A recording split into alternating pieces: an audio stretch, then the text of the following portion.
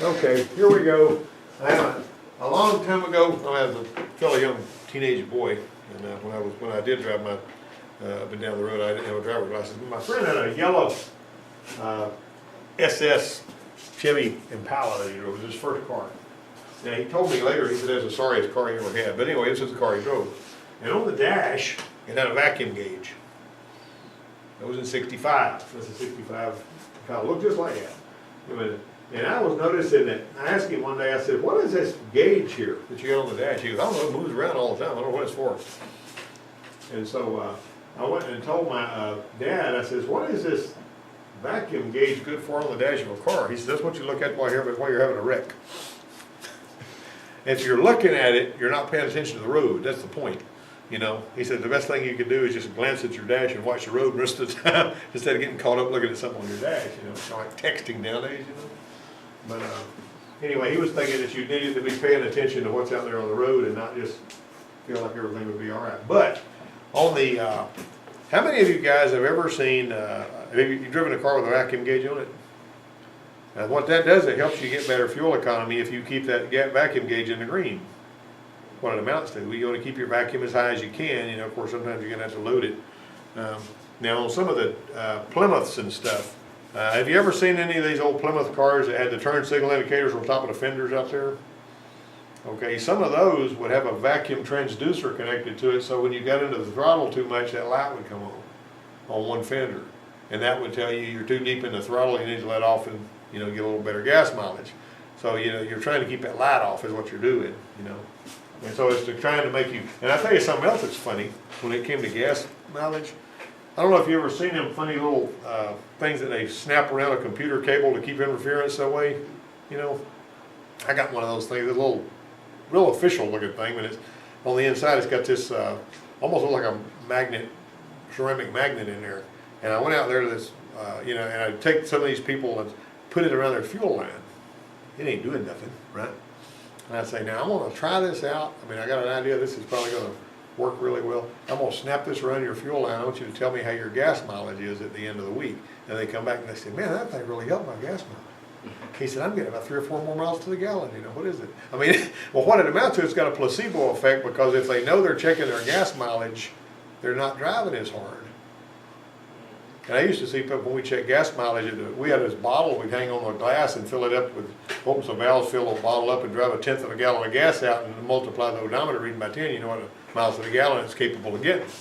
And on a Ford pickup back in the early 90s, you know, we get 20 miles to the gallon on that. And but the customer driving it, one guy said, well, why am I burning a quarter of a tank of gas going from Bonifay to Tallahassee? I said, I don't know, but I know this thing's capable of getting a lot better than you're getting. Nothing wrong with a truck. You know, we had a lot of gas mileage issues going on. All right, now this message is simple. Some gauges just aren't necessary. Right? That's not worth looking at.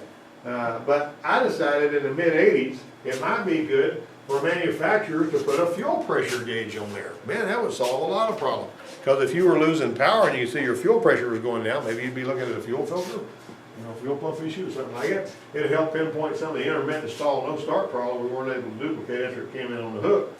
A lot of times what I do is hook the car up to a fuel pressure gauge, let it idle for 4 or 5 hours, and you know, have to make sure it had enough gas and we're going to run out. A lot of times you go by and you see that fuel pressure had fell off and it stalled. Crank it up, come back up, fall back off. Maybe find out you had a bad fuel pump, you'd have to spend 4 or 5 hours with it sitting there idling in the service bay to figure it out. All right, even the most necessary gauges and warning lights can confuse some customers into believing, what's that guy? That there's problems when none of them actually exist. Back in the day, the alternator had a charge and a discharge needle, which was like an amp meter, is what it was. And people got used to that. And then they started in the late 70s putting voltmeters on there, and they'd get confused by the fact that they were used to seeing this, and now they're seeing that.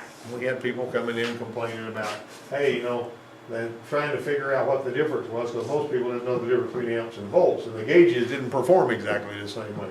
This was just telling you had 14 volts. All right, now some of the temperature gauges on the little front-wheel drive cars with electric fans would go up really high, and they say, this thing's trying to run hot, but whenever you check the temperature that the fans were coming on, you know what the temperature of the fans come on a GM car, like a Chevy Cavalier or something? At what engine temperature and we're talking Fahrenheit here, 228. That's the GM spec. Remember that spec? We're looking at cars. 228 is pretty darn hot on that one truck we were working on too. But 228 is their number for that, and that seems like that's getting pretty warm. You're not used to that, right? Anyway, we used to see that every now and then. Now some folks used to complain about how carburetor fast idle settings that seemed to be too high. And of course there was an adjustment on that. And some of them wouldn't even have noticed the problem if there hadn't been a tachometer to watch. When they started putting a tachometer on a lot of the cars, people were always watching that tach. Couldn't keep their eyes off of it. They might not even notice it didn't have a tach on there. And sometimes the gauge would be a false flag. But some customers, one customer complained that his 86 2.3 liter Ranger was idling too fast at first startup. And what we couldn't explain to him was that's programmed into the engine controller. We can't change that. And occasionally we would have a problem where it was built in, programmed in, or it may have even been an anomaly. I was doing some work on a 92 Ford pickup one time that was still under warranty. They had been at another Ford dealer, and they've been working on it.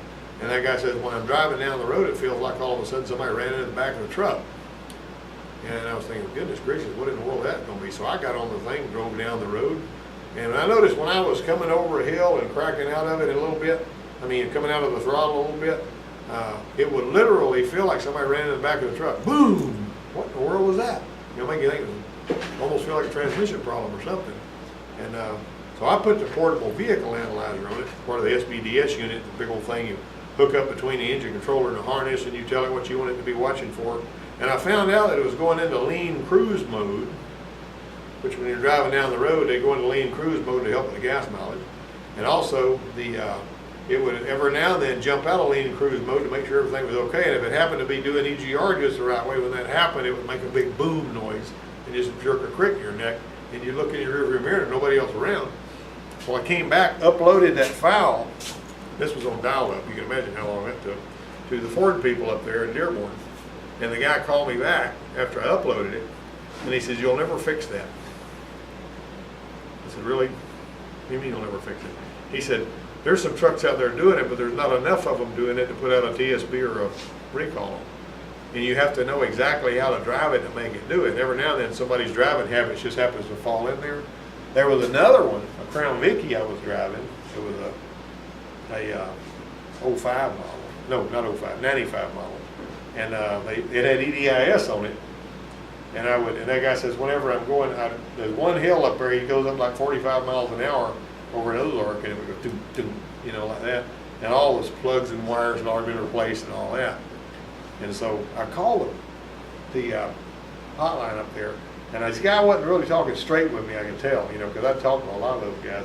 I said, "What can you tell me about this?" And finally, after I called him 2 or 3 times, I says, "You need to drop the company line and tell me what's going on here, okay?" And so he almost started to cry. He goes, okay, we've never been able to fix any of those." "You're going to let me keep working on this thing, hoping I'll find it?" So, but anyway, it was funny how sometimes there's this stuff that is designed into it. It's algorithms that are in there that for some reason there's little issues they can't fix. Okay, so what this guy had done, this customer, he put washers in here around the bolt to raise that up and let air go in there. Well, when you let air go in there, you let dirt go in there too. Well, he got it in the dead band.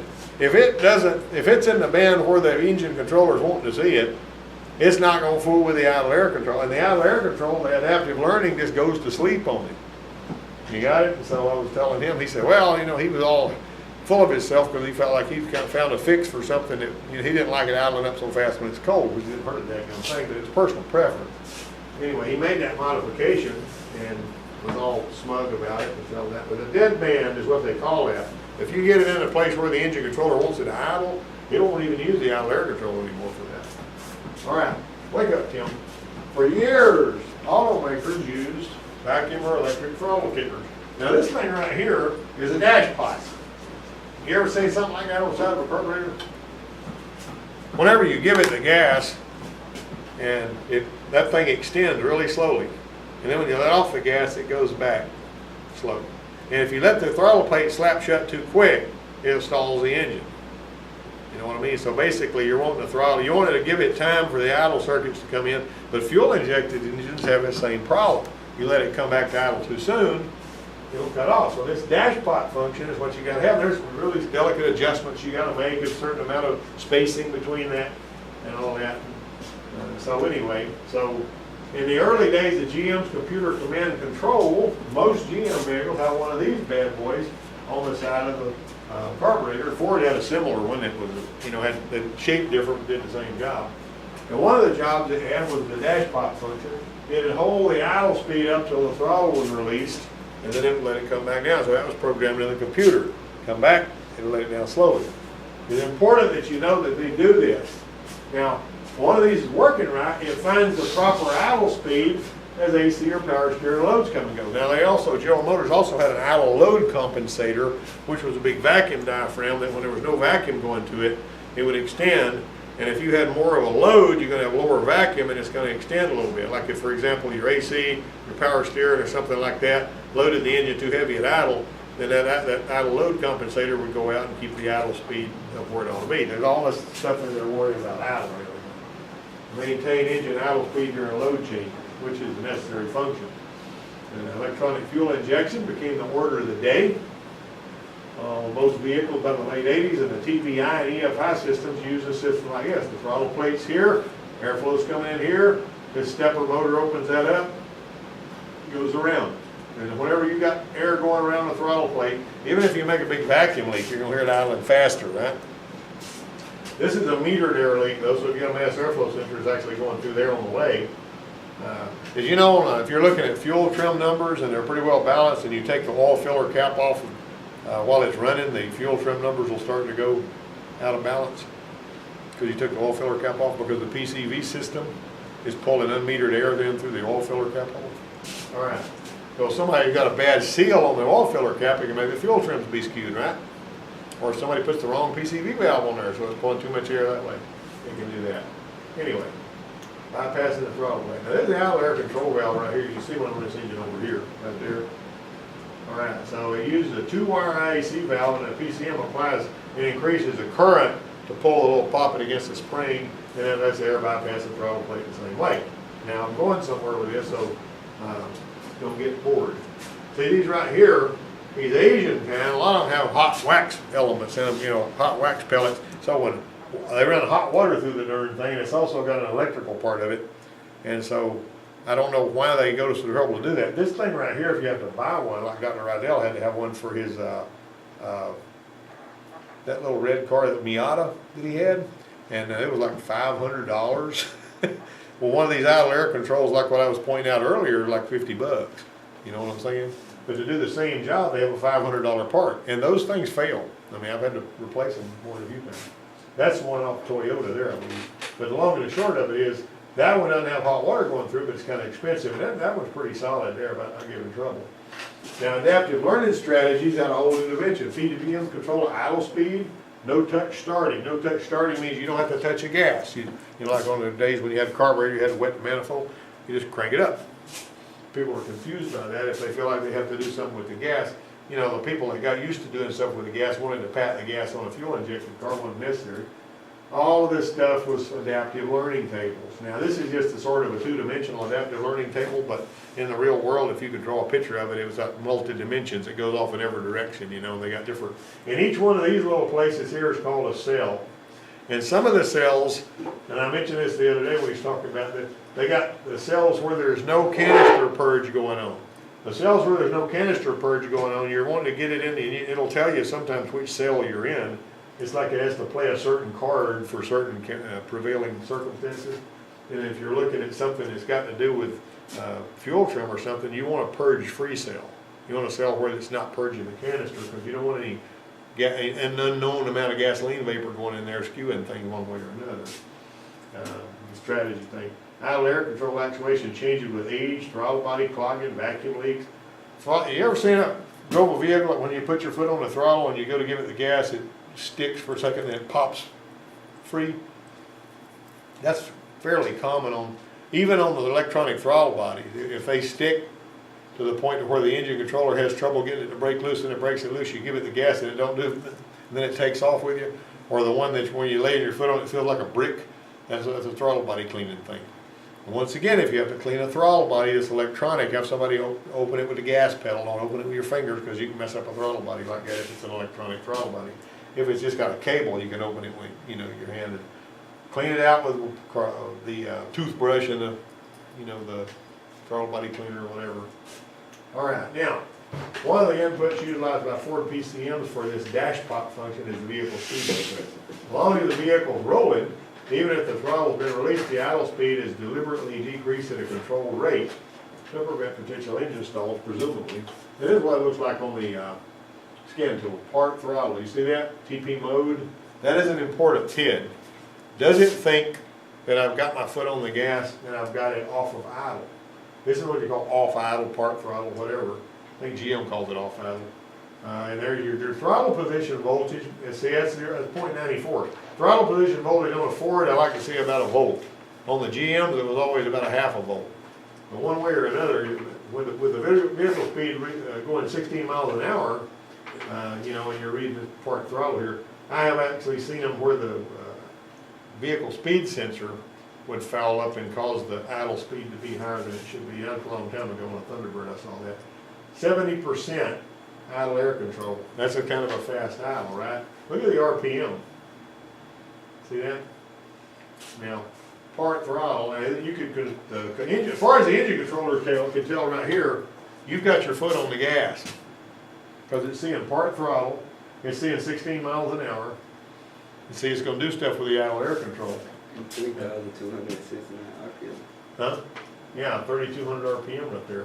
And you see that that's a little Dashpot adjustment there. That's what those things look like. Now, what's cool is when you see one of these on the side of an old carburetor, you're going to know what that is. It's a Dashpot. I asked my dad about that the first time I saw one. I said, what's that darn thing? He said, a Dashpot. What's a Dashpot? That sounds like a strange name. But anyway, found out. All right, some of them that hadn't owned their cars very long, complained about elevated idle speed during coast down maneuvers. So when the customer does notice it, there's not much you can do about it if the strategy is built into the PCM, like I was talking about earlier. All right, so the wrinkle comes when you got to determine whether what they're feeling is PCM strategy or if there's actually a problem. And you don't want to push them out the door and tell them. A lot of times people will, and some of the shops, they took a spell a long time where they'd say the car would be running really trashy when the customer would get it back because they didn't quite do the work right. And they'd say, oh, it's got to learn.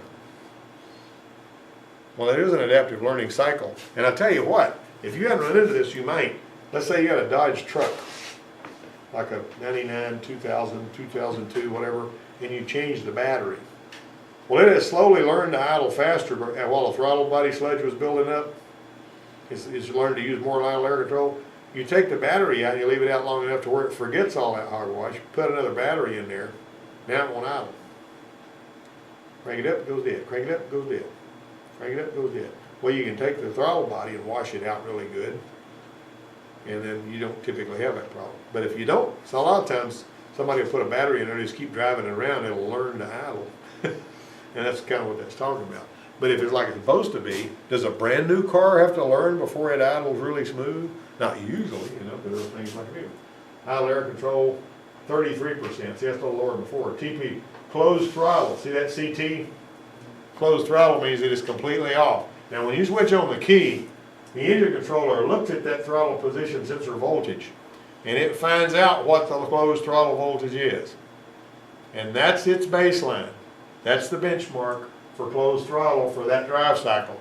Now, if you might notice on that previous screen, if it sees something that it construes as part throttle, which is a little higher, see that?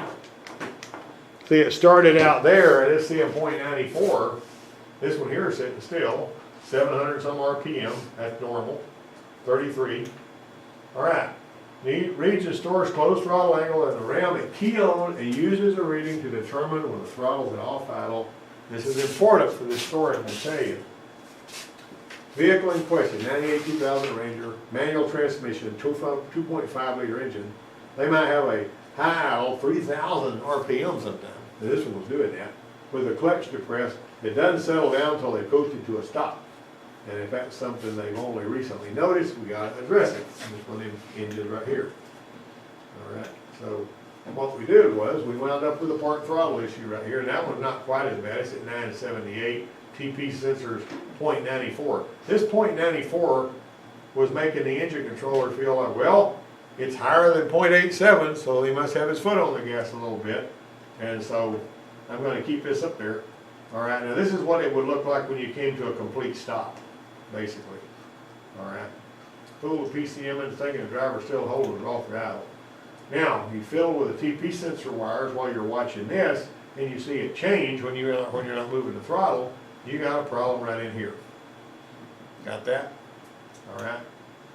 Now, we'll grab those, pull them around, and I think that's Donnie Hughes' fingers. That's not my fingers over there. But anyway, after pinching and twisting the wires in the sensor, it might be hard to duplicate for a while.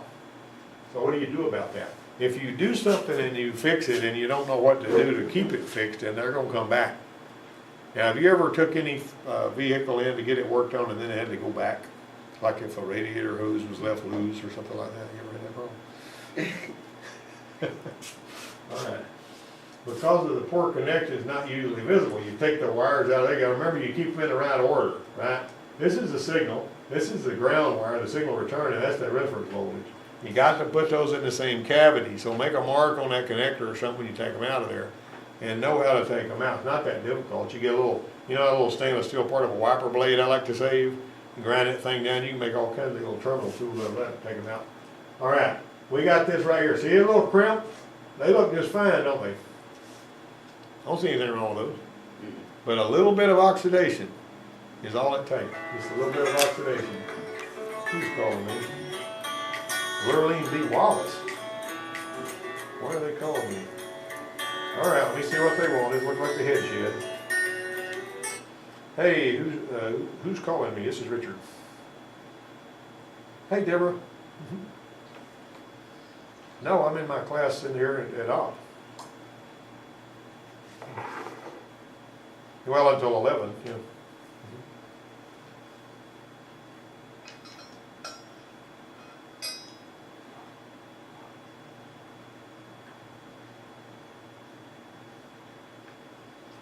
Oh, well, that'll, I'll call Chris Duke and tell him they're coming. Not a problem. Yes, ma'am. Okay, anyway, the long and the short of it was with the terminals removed, you got that? And the big delivery that's showing up over at Geneva that she was talking about. Anyway, Ford released the TSV with instructions to reflash the PCM, and that proved to be futile. Didn't fix a dadgum thing. They did a reflash for it. All right, so the reflash didn't work.